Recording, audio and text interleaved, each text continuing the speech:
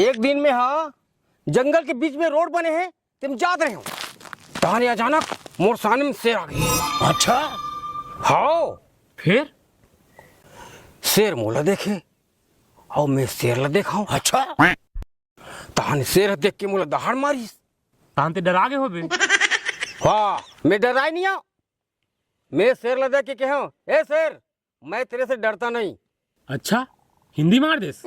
हाँ हिंदी में बोले मैं हाँ मने ते पियर है नहीं मैं बिना पिए भी हिंदी मार देता हूँ। ऐसे हाँ पिए के बाद तो मैं फुल अंग्रेजी झाड़ता हूँ।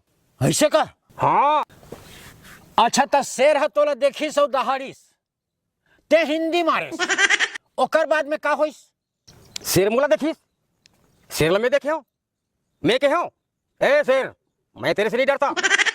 और वहां तक के हो गए है आओ आगे बोलना